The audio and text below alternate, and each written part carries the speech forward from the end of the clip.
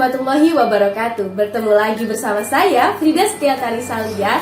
Pada video kemarin kita sudah membahas mengenai gerak melingkar dan juga besaran-besaran dari gerak melingkar beserta hubungannya.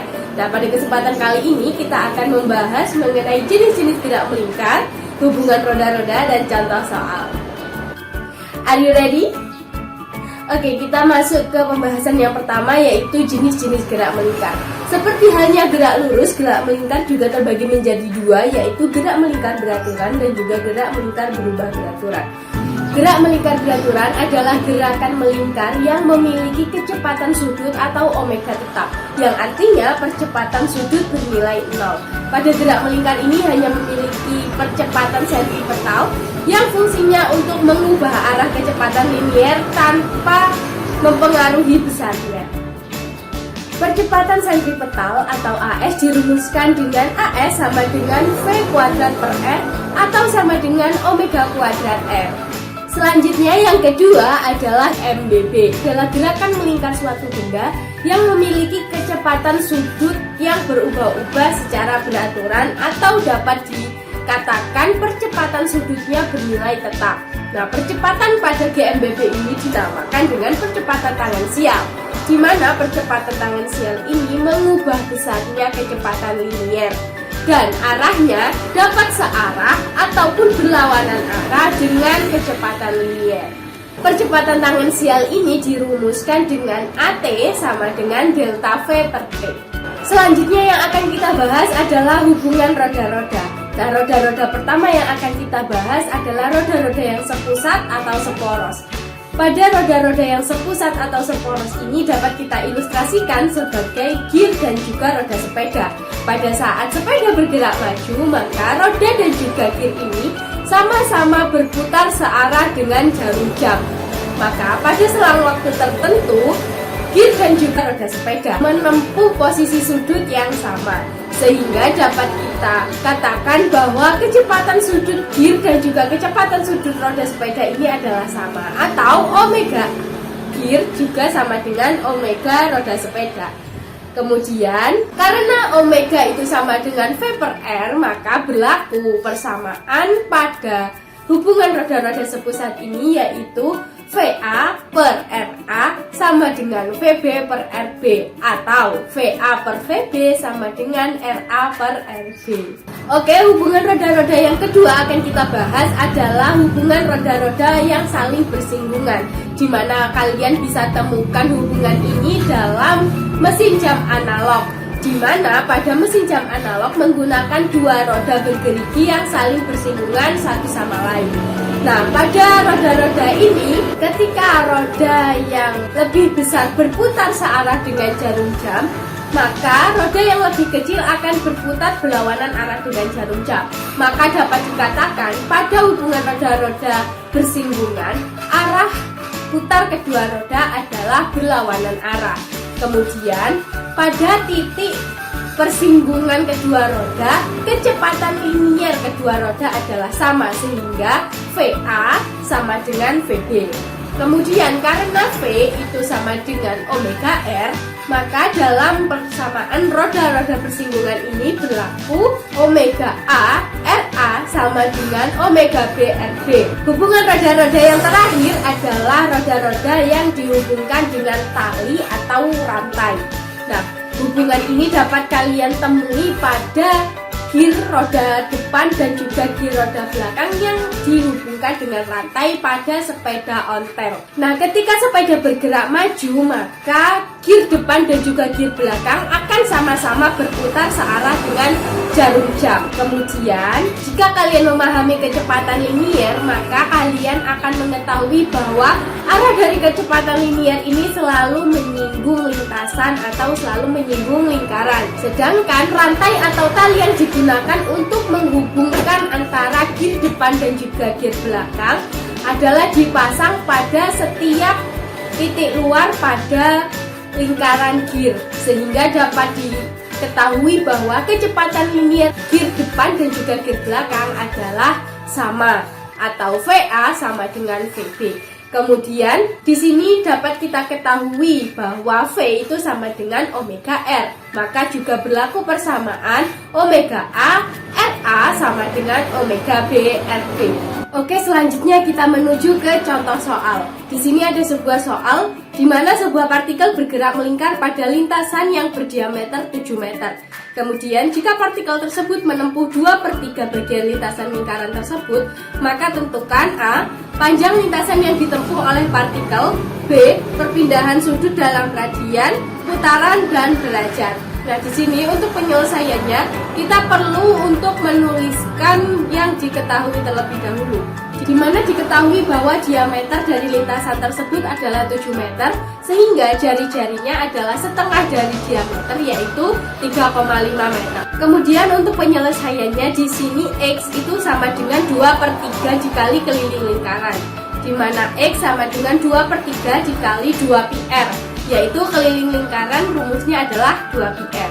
Kemudian X sama dengan 2/3 dikali 2, Pi-nya kita menggunakan 22/7 dikalikan dengan 3,5 meter.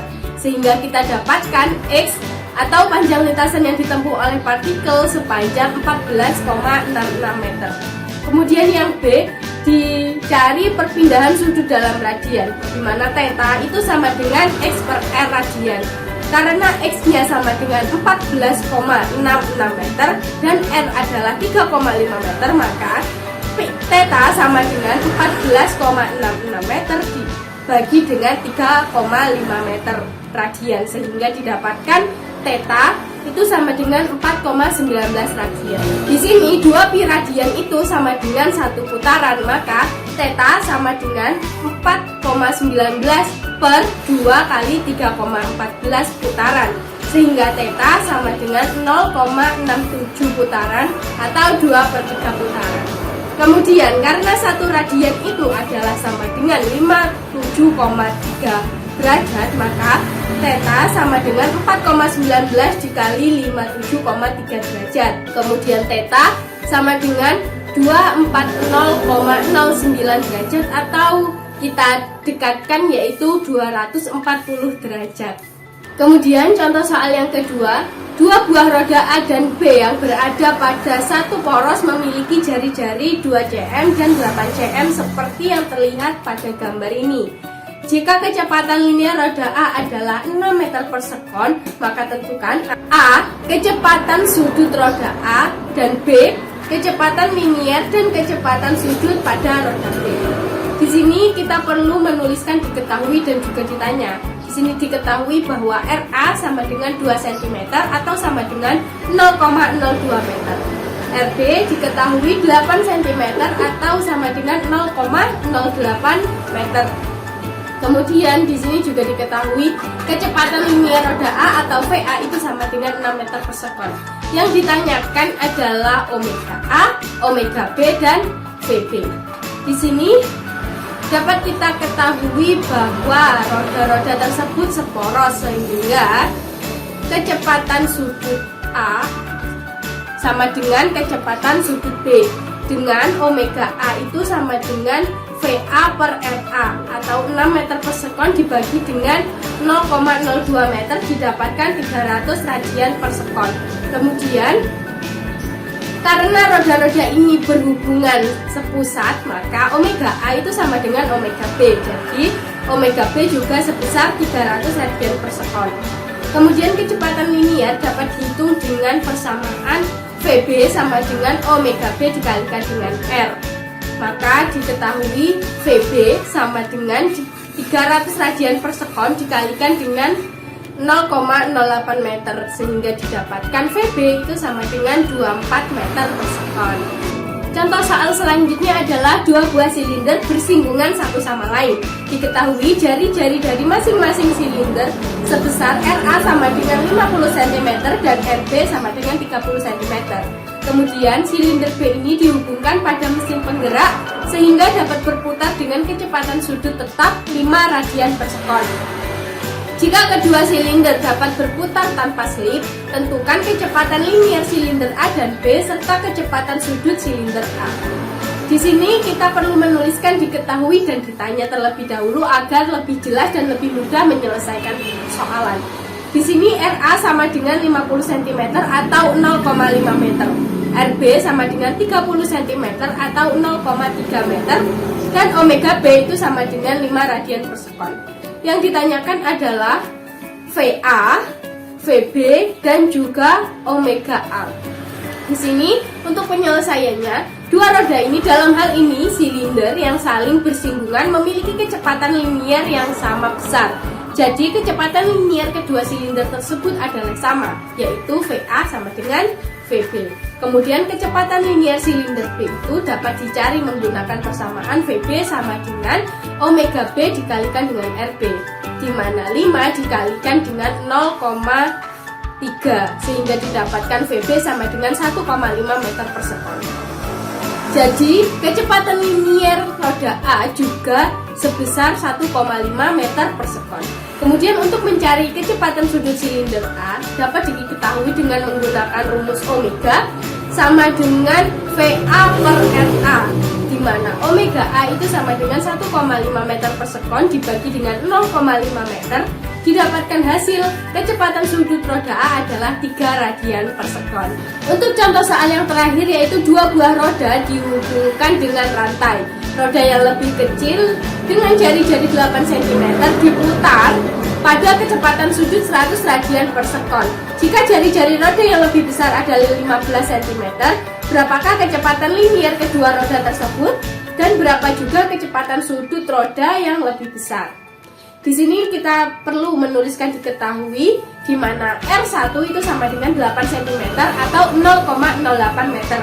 Kemudian R2 itu sama dengan 15 cm atau 0,15 meter. Dan kita ketahui bahwa omega 1 itu sama dengan 100 radian per sekon. Di sini yang ditanyakan adalah kecepatan linier roda 1 dan roda 2. Kemudian dua roda yang dihubungkan dengan tali atau sabuk memiliki kecepatan linier yang sama besar.